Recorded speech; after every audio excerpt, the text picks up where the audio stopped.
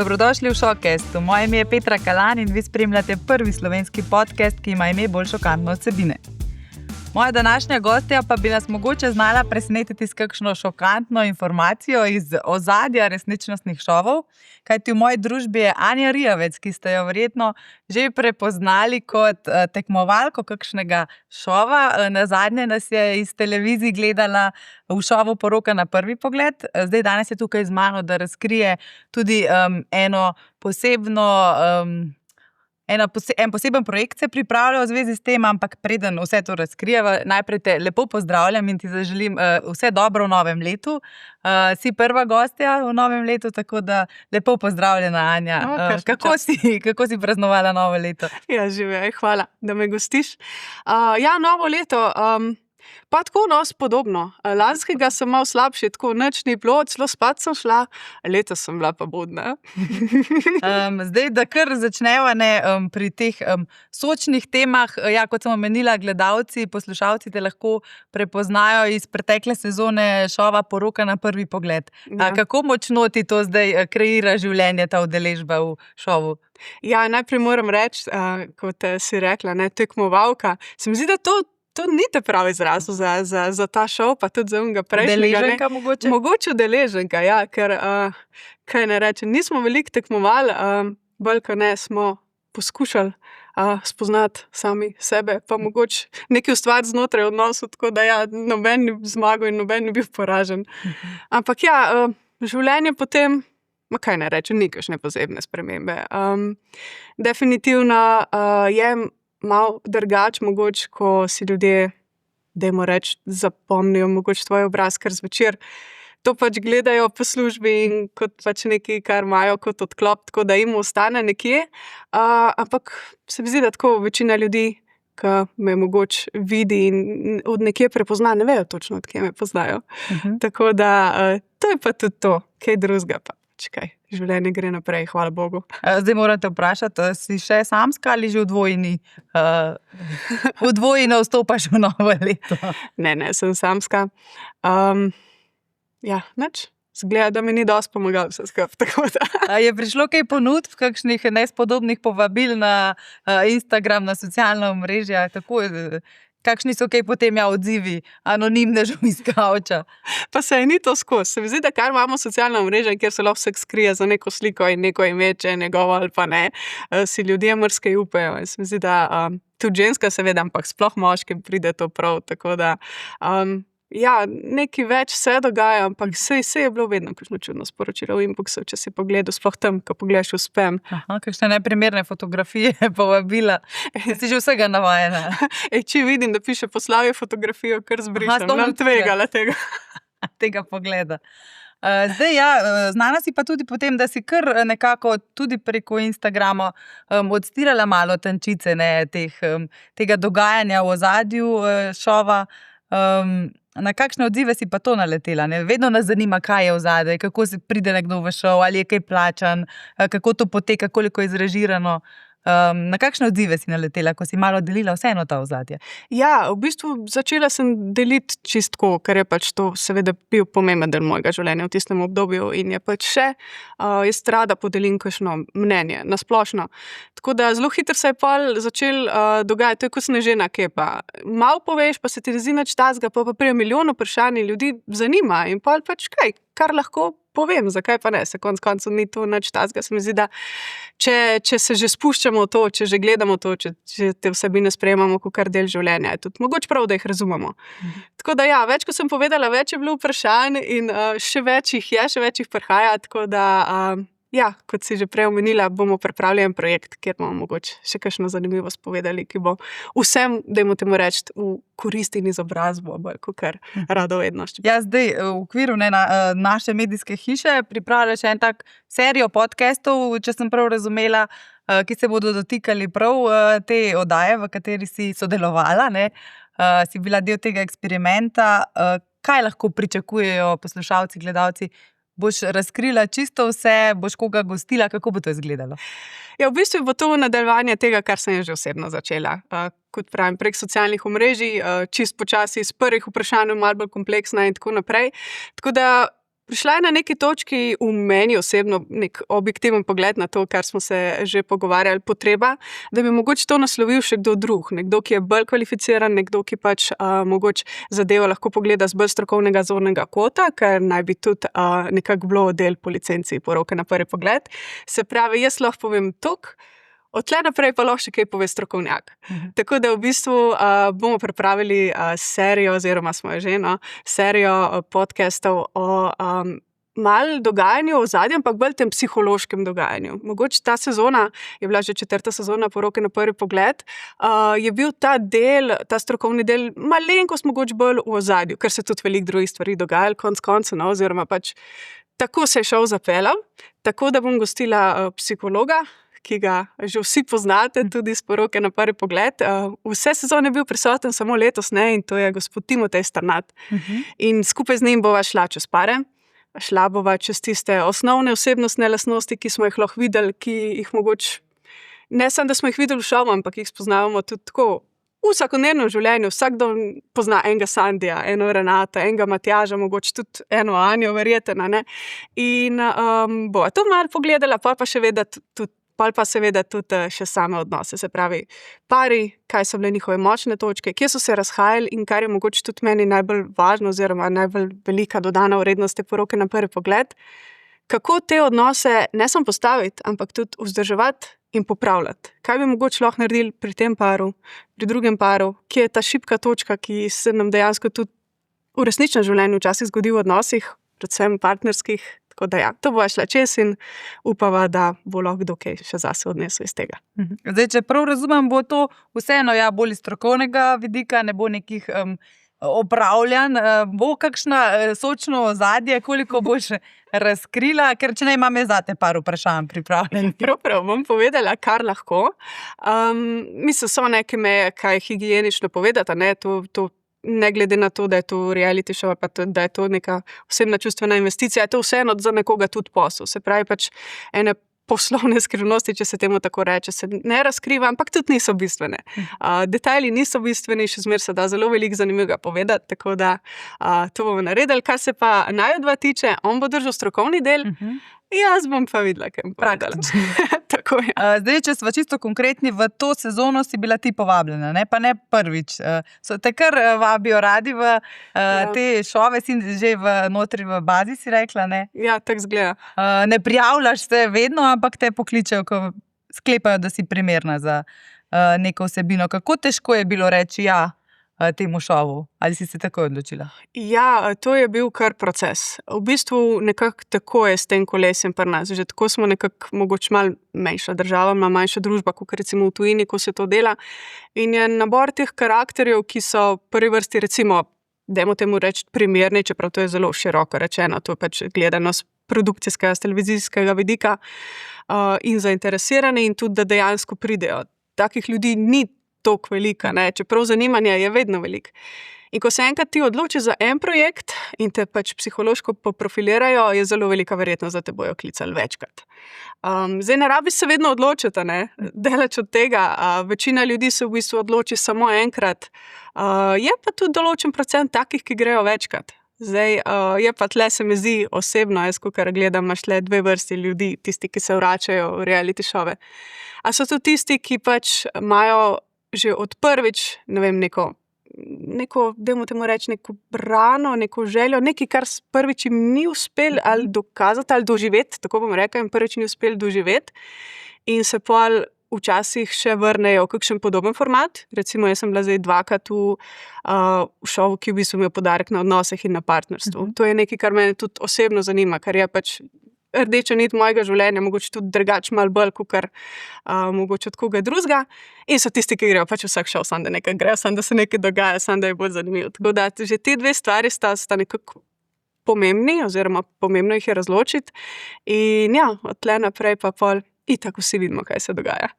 Zdaj ni skrivnost, tudi sama si že rekla, da so tekmovalci nekako dobijo nek honorar za to. Kakšen je to honorar, v višini verjetno ne bi rada govorila ali sploh ne smeš. Je to nekaj, kar je primerljivo z neko mesečno plačo? Se izplača iti v reality show? to vrsten, ki si ga ti obiskal? Ja, tako bom rekla, te stvari zelo zavisijo od produkcije, od projekta in od tega, kako so si pač nekako zamislili, da bi zadeva izgledala. Če pride nek projekt, v katerem si zamislijo točno en določen lik in tazga kandidata imajo, oziroma da ga že poznajo, da si ga nekako zamislijo, zaželijo, se da pač, kakor, dajmo temu reči, v vsaki službi, če to tako pogledamo, dogovoriti za kaj več. Če je to nekdo, ki mogoče še ne kaže tega potenciala ali pa pač mogoče ni v očeh produkcije že na začetku toliko pomemben, čeprav to je samo začetna ocena in tako se liki ljudje razvijajo in to nič ne pomeni, je verjetno kaj manj, ampak načeloma kdorkoli misli, da se da z reality showi obogateti, da se da celo kaj prišparati, se moti, no. To govorim na splošno, nikakor ne o tem projektu točno. Na splošno to velja, to so majhni zneski. To so zneski, ki mogoče lahko za silo pokrijejo tvoje odsotnosti službe v tistem obdobju. Veliko se mi zdi, da se računa na to, to smo verjetno udeleženci ali kdorkoli že, no, sami krivi, da je v nas oziroma v udeleženih ljudeh taka želja in potreba po pozornosti, da smo zato pripravljeni ne samo iti zastonj, ampak tudi plačati. Na to se veliko računa, ja, se mi zdi. In žal je tako, da določen procent takih ljudi dejansko je. Tako da ja, zdaj, kakor te psihološko preberejo, toliko boš od tega odnesel. Zdaj je bila v tebi kdaj želja, da malo zmanipuliraš tudi ti mogoče strokovnjake, pa režijo, pa vse te stvari, ker si že bila v enem od šovov, da bi dokazala, da znaš drugače, da si boljša od tega, da te ne bodo zavedli s kakšnimi prijemi psihološkimi, ne. Prej smo začeli snemati, si rekla, da zelo poznajo karakterje in da znajo jih naravnati v tisto smer, v katero si želi produkcija, ne, verjetno za dober šov. Ja, to je bistvo, o tem se da veliko povedati, to je v bistvu srž celega šova, ne, tudi tisti, ki govorijo o scenariju, je dobro, če malo poizvejo o tej plati, bo čisto drugače videli, kako ta zadeva v bistvu poteka oziroma dobili drugačno sliko. Jaz v bistvu, zdaj, ko sem šla drugič v tako produkcijo, nisem daleč od tega, da res nisem imela nobene želje, da bi kogarkoli zmanipulirala na kakšen način, da bi ali kaj zaslužila, kakorkoli, sem pa imela velik strah.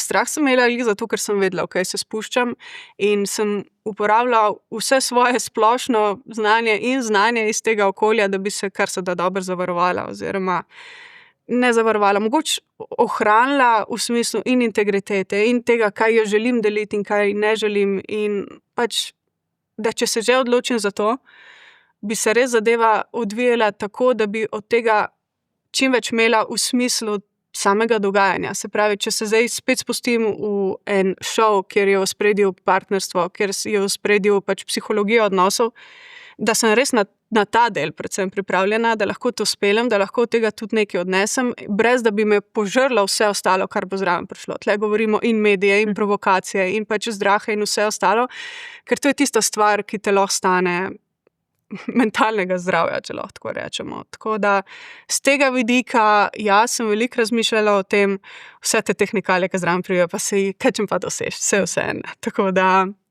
tako. Ja, velikokrat se špekulira, je to zrežirano, dobite tekst, ki ga morate odigrati, do katere mere ste usmerjeni, tisti, ki sodelujete v tovrstnih oddajah. Kako je s tem? V bistvu, kakor jaz zadevo vidim, seveda to je sam pač moj pogled, ne vem, kako to dejansko je, ker sem samo udeležena bila, vse skupaj sloni že pred začetkom samega šova, je v bistvu že skoraj, dajmo temu reči, malo zacementirano, kam bo stvar šla. In sicer s tem, kako so zbrani karakterji. Bistvo je v castingu, bistvo je v tem, kakšni ljudje so zbrani in na tem se res veliko dela. In se mi zdi, da glede na to, kako zgodaj se pač kandidate ponavadi že išče, kar jaz vem, kdaj so mene recimo poklicali, se skoraj da ta predpriprava odvija dlje, kakor se na koncu samo snemanje odvija. Glih zaradi tega, da se res dobi prave ljudi. In o tem, kakšni ljudje sodelujejo, na kakšen način so zbrani, na kakšen način so povabljeni in seveda kakšni so, to je cela znanost. Velikrat, ne vem, slišimo, pa niso imeli drugega, da je ta spet, ali pa ne vem, res ni bilo nobenega bolj pametnega, a se res to noben ne prijavi, ali pa ne vem, v smislu, moraš biti nor, da se v kaj tazga prijaviš, ne? prijavljenih je vedno veliko, vsaj kakor je slišal, pa kakor se nekako govori. Za vsak šov, tudi pri nas, čeprav smo majhni, je par sto ljudi prijavljenih brez problema. Ampak dobiti iz teh prijavljenih ven tiste ljudi, ki so, nemo temu reči, produkcijsko zanimivi, ki ustrezajo viziji, ki so mogoče nekako prijazni televiziji, pa tudi, da znajo kaj povedati, da zanimivo izgledajo vse te stvari, ne, in hkrati, da nekako vejo ali pa ne vejo, kaj se spuščajo, je lahko od več sto prijavljenih 5-10 ljudi, ki so dejansko padajo v ta krog sita. In zdaj, če govorimo o takem šovu, kot je recimo Poroka na prvi pogled, si predstavljam, da če ti imaš 5 ljudi iz castinga, ne, in jim moraš dobiti partnerje, je zelo majhna verjetnost, da bo 5 partnerjev med temi, ki so tudi prijavljeni. Ampak, če želiš ti upoštevati njihove želje, njihovo emocionalo in pač nekako jim dobiti partnerja, ki bi z njimi deloval ali pa ne deloval, moraš pa še malo raziskovati, ne. In tako pa pridejo noter vabila in mogoče pokliče se kakšne druge ljudi, ki so že poprofilirani, in to so velikokrat ljudje, ki so v takih šovih že bili, ne, ker drugače pač ne moš vedeti, s kom imaš opravka. In ja, tako pa nastane konglomerat različnih ljudi, novih, starih, že poznanih, neznanih. In ko je to enkrat zbrano, pa se zadeva sama dogaja. Scenarij, razmišljati le o scenariju v bistvu se mi zdi, vsaj z mojega pogleda, precej neugodno. Če imaš ti materiala za 2 meseca snemanja, vsak dan, cel dan spremljaš življenje para oziroma življenje nekoga, in teh parov je 8, se pravi, to je 16 ljudi, pa kdo bo napisal scenarij za vse to? To nima veliko smisla. V bistvu veliko lažje je, da ti že zbereš ljudi, ki bojo sami naredili dogajanje. In točno to je tudi nekako bistvo reality šovov. Dobiti prave ljudi, ki se jih da s čist malo smeritve, s čist malo provokacij, še bolj pa pač z normalnim tekom enega dogajanja usmeriti v to, da se nekaj dogaja. In to je to, kar tudi vidimo. Zakaj ljudje včasih mislijo, da je zadeva precej zrežirana, bi jaz rekla, da ja, prvo so to itak posebni ljudje, ki so v posebnih situacijah, in zato se tudi posebne stvari dogajajo, ki so mogoče včasih malo nenormalne na pogled, ampak veliko naredi tudi montaža. Če se postave, kakor pravim, 2 meseca, 16 ljudi, vsak dan 10 ur, mi pa vidimo kaj, 3 ure na teden, je to zelo razseckano in skupaj zloženo, samo tiste stvari, ki so mogoče najbolj kontroverzne, najbolj zanimive, in itak, da normalen življenjski dan ne teče tako. Zato izgleda umetno. Preprosto, to je tudi vse. Koliko pa ta jemanje iz konteksta spremeni samo vsebino? Verjetno, ko si doživela to in potem, ko si ogledala oddajo, verjetno lahko oceniš, ne? Kakšni delčki manjkajo, da bi gledalec razumel celotno. Razumel tako, kot sem jaz mislila, pa nekdo misla. Ne? To pa je res. Usmeritve so in tudi zgodba mora teči. Ampak to je čisto logično. Ne? Zdaj, če sam šov začne, ne vem, neko zgodbo, ne vem, 2 sta se začela prepirati okrog nečesa, česarkoli, se izmišljamo, okrog kosila, ne. Vemo, da tudi v resničnem življenju ne teče pogovor tako, da bi se zdaj cel dan od tega kosila pogovarjali. Vmes so še druge stvari, pa kdo si premisli, pa nekaj drugega se zgodi, pa spet prijeta skupaj, pa tako, na tak način, ne. Ampak v samem šovu ti zaradi gledalca moraš zgodbo zaključiti. In zaradi tega se včasih zgodi, če se začne pogovor o kosilu, je treba pogovor o kosilu speljati do konca, ker če ne, gledalcu nima smisla. Tle pa pol pride noter tudi to, ja, da se včasih, kakor jaz gledam, a ne sebe, da se zložijo kakšne stvari, ki niso bile čistko, mogoče so vzete iz konteksta nekje druge, ali pa iz konteksta kasneje, ali pa nekako tako zrezano, tako postavljeno besedo za besedo, da se nekako ven izpelje. Čeprav ni bilo tako, jaz nisem videla tako, jaz nisem mislila tako, ampak tam, ko gledaš, ima smisel z tiste narative. In to je treba sprejeti, ko si enkrat v reality šovu, pač nisi več sebi lasten, ampak si orodje za pripovedovanje zgodbeno. Bilo je 8 parov, ne, kot sva že omenili. Kako dobro pa ste se vi med sabo uspeli spoznati? So se spletla kakšna globlja prijateljstva tudi med ostalimi, mogoče celo simpatije med kom, ki si ni bil dodeljen kot par? Tega je bilo verjetno tudi veliko. Ja, to nekaj slišim. Ampak kakor jaz vem zaenkrat, mislim, da razen Kiril pa Suzana, ki sta bila res dober meč od začetka, ni nihče ostal v nekih romantičnih stikih, tudi med sebojno ne. Seveda se, ko se enkrat tako dolgi v podobni izkušnji, se navezujejo prijateljstva, preprosto zaradi tega, ker so to edini ljudje, ki razumejo, kaj se ti dogaja. In tudi bolj globja prijateljstva, ker to vendarle je vse na psihološko zahtevna zadeva in ja, kakor pravim, edini ljudje, ki te takrat razumejo, so ljudje, ki so bili s tabo v tem. Drugač pa, ja, jaz sem že s prvega šova opazila en fenomen, in sicer, da ko se konča snemanje, smo več ali manj vsi prijatelji. Ko se pa začne predvajati in se vidi, kaj je kdo res mislil, kaj je kdo povedal, ko tebe ni bilo, kaj je kdo povedal na tistih dodatnih izjavah, čeprav naj bi bil tvoj prijatelj ali pa tvoj kakorkoli, ne, takrat se pa začnejo spori. Tako da na koncu, končni izkupiček je približno tako v resničnem življenju. Pravih prijateljev je zelo malo. Kdo te je mogoče najbolj presenetil, da si ga narobe ocenila tekom šova, pa potem, ko si videla te izjave? Mene osebno je najbolj presenetil... Pa ne samo v odnosu do tebe, ne? No, tako, nasplošno. Nasplošno me je najbolj presenetil Matjaž.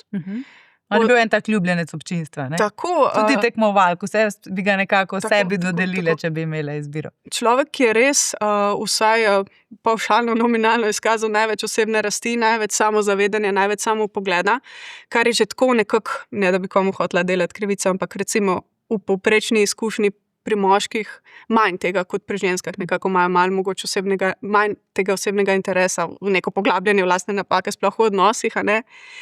In to, kar je on izkazal, je bilo zelo toplo, nam je bilo pri srcu, ne, bilo je lepo, bilo nekaj, kar je večina na žensk zelo rada videla in slišala, ne, moškega, ki pač prevzema odgovornost za svoje napake in raste iz tega in si pač želi pravi partnerski odnos, in posledično lahko rečem zase, sem bila zelo, zelo razočarana na koncu, ko sem videla, da pač mogoče pa temu vendarle ni tako. No. Zelo na hitro se je ohladil, ne? Saj gledalci to tako videli, kot da bi ga izklopil. Ja, jaz tako pravim, da če železo enkrat vroče, se nekaj časa tudi dohlaja. Ne zgine kar čez noč, no, tako da vprašanje, če je bilo kdaj vroče. A si še s kom na vezi si vsaj en prijateljski odnos ohranila, s kom si mogoče stkala kakšno posebno vez? Sem.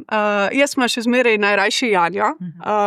Bilo mi je prav težko gledati, na kakšen način je bila obravnavana med samim predvajanjem in mogoče tudi kasneje v medijih, preprosto zaradi tega, ker je malenkost drugačna, ampak govorimo drugačno o banalnih stvareh. Ne vem, debata o tem, a si ona odstranjuje dlake ali ne, pa koga to briga, pa mislim, tudi to mi je bilo težko gledati. Ona mi je res fajn, pa tudi ta odnos, ki je bil mogoče postavljen znotraj njenega para, se pravi z Maticem, je bil tudi za moje pojme nerazumljen, oziroma jaz sem ga razumela drugače. Tako da, kar se nje tiče, ona res mi je od prvega trenutka bila fajn, res punca na mestu in tudi še zdaj, no, z njo mislim, da bova ostale v stiku in bova ostale kolegice. So pa eni, ki so me drugače presenetili, ne vem, recimo, bila sem si blizu tudi z Jano, pa po končnem ogledu, pa povsem sem videla, da mogoče stvari niso tako, kot sem jih jaz videla, ne, to je mogoče tudi moj problem. Tudi s Tanjo, tudi z njo imava številne vzporednice, no, pa tudi stvari niso spet tako črno-bele, ampak ja, najbolj lahko pohvalim z mojega vidika Janjo, no. Pa tudi zdaj sem se še kaj šlišva. V bistvu se na koncu je skazalo, da vse skupaj ni bilo tako hudo in da bova lahko še kdaj šla na pivo, no, kar mi tudi veliko pomeni. Preden se vrnem k Denisu, en prizor z Janjo, je bilo to zrežirano tisto mrzlo bano in rožica mi vidve v kopalkah. To pa je bilo malo zagledanost, verjetno, ne? Ja. Ali je bila to vajina ideja, da se takole podružite? Ja, mi tega nismo tako doživljali. Janja se ukvarja s starinami in pač v bistvu obnavlja in tudi prodaja starinsko pohištvo, kar je bilo meni zelo lepo. Tudi jaz sem nekako, da te rečem, mala podjetnica in ona pa tudi, ne, in že zato mi je bila takoj pri srcu in tudi jaz rada delam z rokami, z orodjem, tako ona tudi in to so bili zame že takoj pač plusi, ne, nekdo, ki pač mi je všeč, s katerim se lahko razumemo, ne. In ta predlog, ko je bilo takrat, kaj bomo midve počeli, ne? Midve se bova srečale, bojo imele ta prijateljski pogovor, kaj bomo mes počele? In je ona predlagala, pa jaz imam eno dobro banjo, pridi k meni, vroče je, se bova malo namakale, sem bila, ja, super, ne? Tako da nama je bilo to čisto tako navaden in lepo so se imele, ni bilo tle nobene seksualne podnote, kot so jo pa nekako želeli. mogoče prikazati oziroma razumeti, kar sicer čisto prevzema odgovornost, razumem, ampak ni bilo tako med nama. To je bilo čisto najina ideja in nekaj tazga, kar bova po mojem še kdaj naredila, no zakaj pa ne, konec koncev se bo šle še kaj namakati, ko bo vroče. Zdaj pa ja, Denis je bil ta tvoj izbrani ženin. Je kdaj obstajala možnost, da bi med vama kaj se zaiskrilo, da bi, če bi drugače pristopila k zadevi oba, bi bila opcija, da bi se kaj zgodilo? Ali je bil to že v štartu veza obsojena na propad? Mislim, prognoza ni bila glih dobra že iz štarta, ne. To je dejstvo. Sva si precej različna. Že po načinu vzgoje, po svetovih, iz katerih prihajajo, po teh osnovnih lastnostih in tudi po tem, kakšne partnerje sva navedla, da želiva. Zanj so še celo povedala, ne, da želi tradicionalno žensko in tako naprej, ker jim je to koristilo kasneje pri razvoju najine zgodbe. Zame so dali čisto vse ven, so čisto vse izrezali, kakšne partnerje jaz želim. Tudi zato, ker se ne bi poklopila s to zgodbo, ne, ker pa bi izgledali, da so naj že na začetku nalaž tako dal.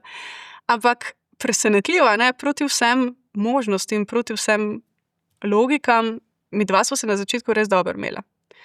Kasneje, ko so prišli ti spori in ko je prišlo pač to, kar se nama je dogajalo, sem pa še jaz na neki točki začela dvomiti, da sva se na začetku res dobro imela. Vemo, tiste prve 3 tedne, midva sva se imela tako fajn. Midva sva se imela dobro. Res sva se imela dobro in veliko stvari sva doživela, veliko stvari sva podelila. On je bil pri meni doma, bil je pri meni v službi. Počela sva ni da ni, res, še enkrat moram reči, res sva se imela dobro. In pa, ko smo prišla v bistvu na to mino, ne, kjer verjetno tudi ljudje v resničnem svetu velikokrat pridemo in sicer to je prvi konflikt oziroma prvo nasprotje interesu, ko se pač tiste začetni med malo poliže, ne, da ne znamo tega skomunicirati. In tukaj pa, ko se enkrat človek počuti napaden, kakorkoli že to doživlja, bo sebe dal marsikaj, ne. Mislim, tiste stvari, ki so mu pač njegov način orožja za spopadanje pač v takih situacijah. In to je precej tako, izpadlo je precej grozno, no. In tudi mene precej prizadeli in tudi njega, tudi njemu. Mu ni bilo lahko, jaz vem, da mu ni bilo lahko tam naprej. In moje mnenje je v bistvu zdaj, ko gledam nazaj, mogoče sem sam romantik, ampak če bi mi dva takrat imela malo več strokovnega pogleda, malo več pomoči v taki situaciji, ki je v bistvu čisto klasična za te odnosne terapije konec koncev, zna biti, da bi lahko kaj popravila. Ne mogoče v smislu, da bi kdaj postala tisti idealen zaljubljen par, ki je bil pač narejen en za drugega, bi se pa lahko imela boljše. Ker neka simpatija med nama je bila in jaz mislim, da popraviti komunikacijo in popraviti sprejemanje sočloveka je nekaj, kar bi se dalo. Kar se res na terapijah že počne. To mogli bi nas dati preprosto tistim terapevtom, ki imajo čez te ljudi, ki se ločujejo, ne, kako so že partnerski terapevti, ne. Jaz mislim, da če bi to naredili, bi bil izkupiček precej drugačen. In mogoče tudi od tle izhaja ta moj navdih, da bi mogoče s gospodom Strnadom malo pogledala te pare. Na drugačen način. To si skozi šel nekako učitelja strokovnjakom, da se premalo vključujejo, premalo so vedeli o vas, koliko ste sploh imeli stika? Ja, saj to, zelo malo. Videli smo jih približno toliko, kakor vi, gledalci. Se pravi, na ceremonijah. Ti si celo enkrat sama odšla po nasvet, ne, če se ne motim. Ja. Kako je bilo s tem? Ja, tako, kakor smo videli. Jaz pač pridem tja, povem, da sem prišla po nasvet, zrecitiram vse, sploh, ker so mi že prej učitelj, da sem premalo povedala. Pa jaz sem pa na vsakem koraku razlagala to vsakmu, ki je imel 5 minut cajta, od tonca naprej.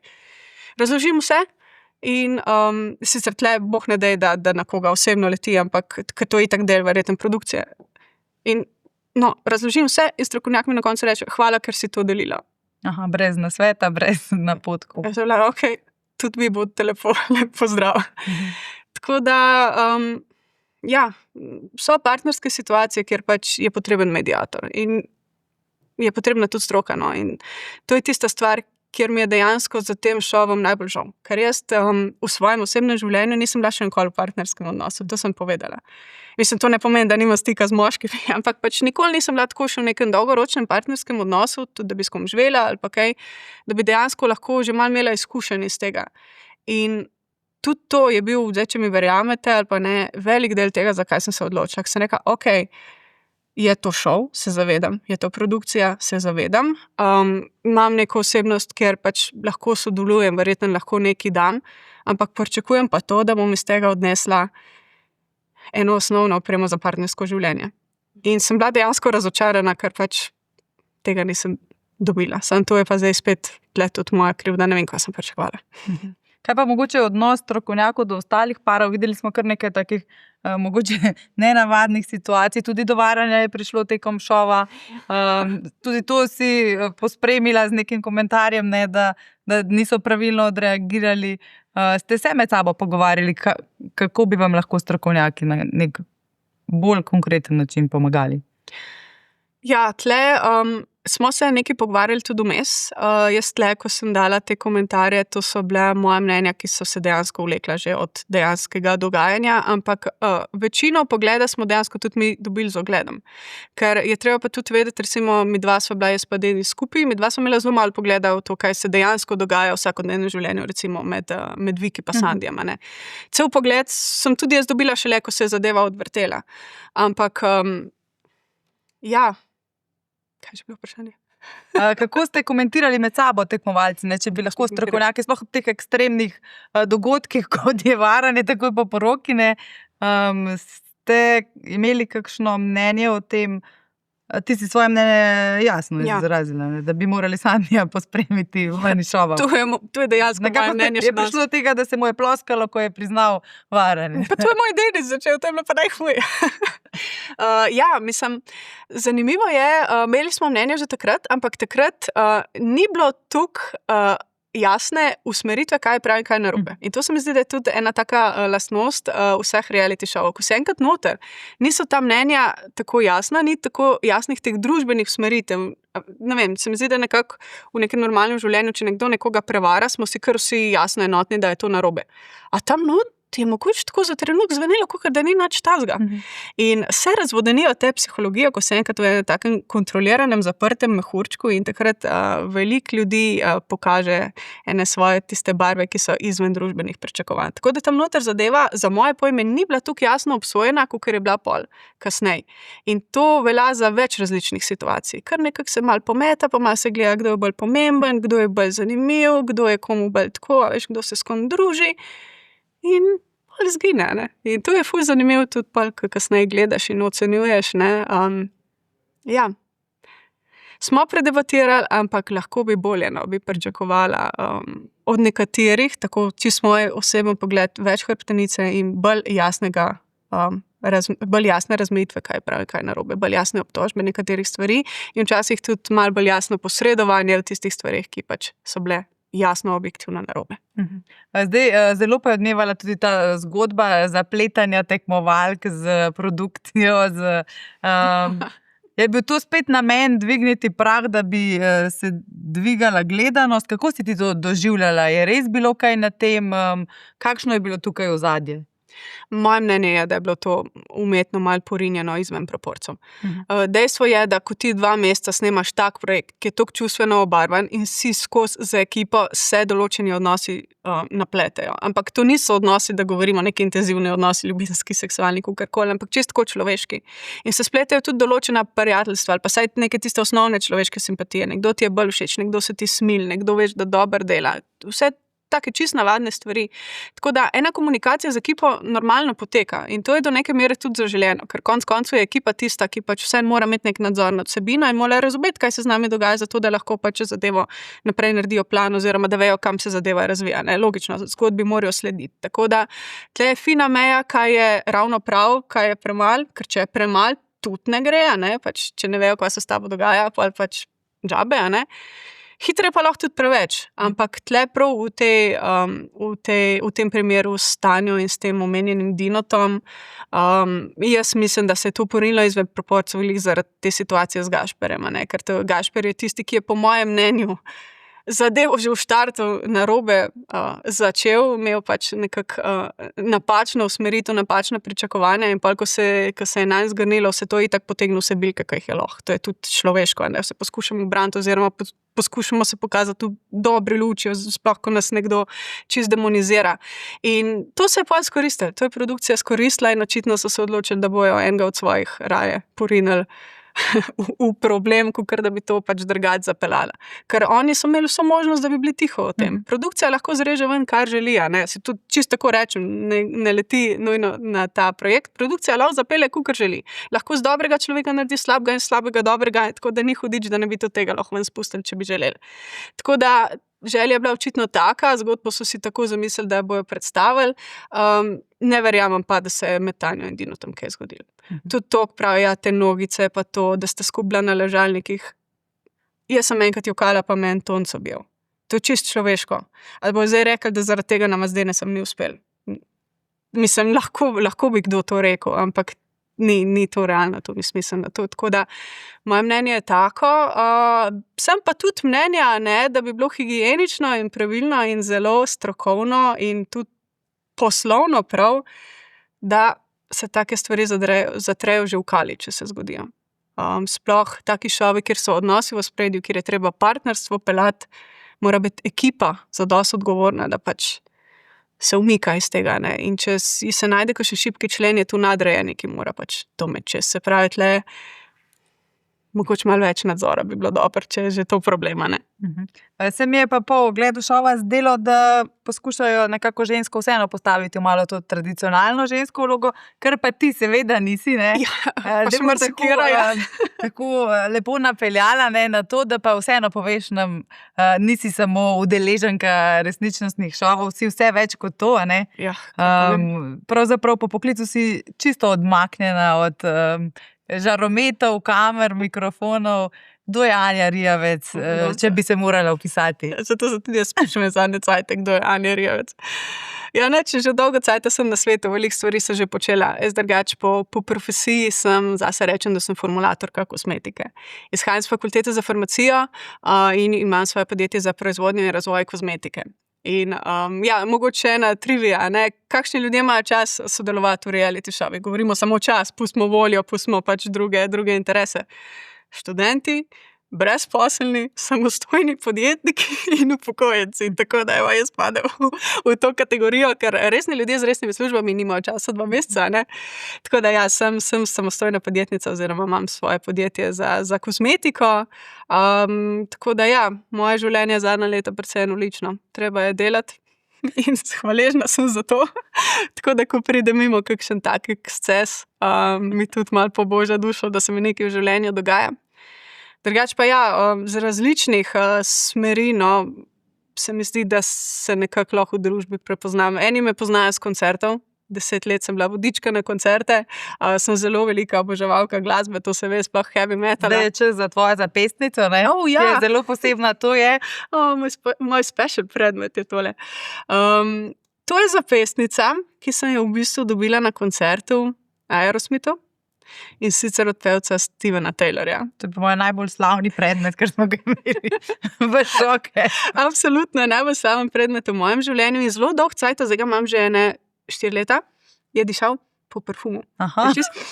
Čist malo bi se še in ti prinaša srečo. Ja, mi prinaša srečo. Sicer zelo redko si ga jo na poročni dan imela? Imela sem v dekolteju. Aha, ok. Ne vem, mogoče to je en tistih momentov, veš, ko si na koncertu, pa to je bil tako čist mini moment, ki sem ga jaz po moje bolj intenzivno doživela, kakor je bil, ampak bila sem precej spredaj in Steven, on rad tako, on je tak flirti, je že starejši, ampak vedno je bil pač mačo, vedno je bil pač ženska na dober način, no. On vedno pogleda punce, ne, v prvih vrstah in tako včasih prav vidiš, da usmerja kakšni pogled in tiskati je gledal mene. Sem bila, kako sem se počutila ful dobro in na enem trenutku s nami in jo tako vrže proti meni in gledal me v oči in jaz sem jo ujela, tudi to je neverjetno, jaz sem bila pa Tako da ja, zaradi tega mi je v toliko lepem spominu vse skupaj ostalo. In tudi vidi se, ne, ta zapestnica je ročno narejena. To je del njegovega stila, no, veliko stvari ročno narejenih, tako da si predstavljam, da jo je sam naredil. In je neprecenljiva zate, ne? Ja, je. Potem pa imaš eno fotografijo, sicer se nisi mogla čisto odločiti, nam jo pokažeš, ne? Kako si se zdaj odločila, gremo počasi proti koncu. Ja. Je tudi zelo posebna, ne? In je povezana z glasbo. In mislim, da si zdaj, kdor je prišel do konca tega pogovora, da je poslušal in gledal, da si zasluži, da pokažeš, kaj si prinesla. Ja, to zdaj. Če že govorimo o glasbi, ne, ki je pač velik del mojega življenja in koncerti in vse skupaj, fotografija, ki sem jo prinesla, je fotografija mene in Chrisa Jaggerja. Boš tako le malo v kamero pokazala, da jo naš Marko približa? Je že starejša, je iz leta 2018, tako da to je, kako zdaj že 8 let teče, je tako. Chris Jagger je brat od Micka Jaggerja. Mick Jagger, verjetno veste, upam, da veste, je pevec od Rolling Stonesov. In 2018 sem imela po spletu okoliščin posebno čas, da sem ga spoznala. On ima prijatelja na Obali, v Kopru, in v bistvu večkrat pride. In takrat sem z njim naredila intervju. In kar je pa še bolj posebno, pol leta kasneje sem bila v Los Angelesu za svoj rojstni dan in sem spoznala njegovega sina. Čist naključno. Bila sem v Hard Rock kafeju, kjer sem šla pač nekaj pojest in je presedel zraven. In sva se začela pogovarjati, tudi on je starejši od mene, govorimo, gre pred 50, ne. Sva se začela pogovarjati in sva se dobro razumela. In smo ostali v stikih. In tega je res zdaj že toliko veliko let in ne vem, ne morem reči, da sem ponosna na to, ker ni to moja zasluga, pač marsikoga poznajo, to nič ne pomeni, ampak mi je dalo eno posebno perspektivo v življenju, no, ta odnos nekako vzdrževati in mi veliko pomeni. Tako da, ko mi je bilo rečeno, ne prinesem nekaj, kar mi veliko pomeni, so samo zasluge drugih prinesla. Je pa tudi da se neka stara rokerska duša v tebi skriva. Ja, zgleda, ja. Pa malo sem posebna, to je tudi dejstvo in ne vem, mogoče sem se z tega tudi naučila to, da sem drugačna, tudi da sem malo posebna, ni nad slabega, no. Da je lahko včasih tudi inspiracija oziroma pot do kakšnega drugega aspekta življenja, ki ga kdo drug mogoče ne bo nikoli videl. Je bil to proces, da si se sprejela? Ja, to je bil življenjski proces. Mogoče prihajam iz malo drugačnega okolja, z malo drugačnih življenjskih usmeritev, malo drugače mi je bilo v življenju poslano kot je bilo tudi marsikomu konec koncev, ne, sej veliko ljudi je posebnih, v bistvu, tle se lahko celo vprašam, kdo je normalen, ne, ampak ja, ne vem, začetna leta mojega življenja so bila tako, sem bila skoraj že sama sebi nekako prepričana, da nikoli ne bo z mojega življenja kaj veliko. Ampak pa s časoma sem gotovila, da moram najti svojo pot in da pač po tej poti bom šla in me bo že nekam pripeljala. In me je, zdaj. Jaz sem nekako zadovoljna tle, kjer stojim, se dobro počutim, veselim se življenja in bom to rekla, da je edini indikator, da delam nekaj prav. Zdaj, kaj je pa v očeh družbe prav, to smo pa kdaj drugič pogovarjali. Anja, jaz sem vesela, da te je ta pot pripeljala tudi tukaj v naš studio, kjer še nisi rekla zadnje, ne, zdaj se veselimo te serije podcastov, jo bomo spremljali, upam, da izvemo tudi kaj sočnega in da se kaj naučimo, ne, o življenju, o odnosih, od drug od drugemu. Želim ti vse dobro, tudi v novem letu, ne, in na tej tvoji poti. Hvala, da si se vzela čas. Hvala. To je bil Showcast, hvala, da ste bili z nami.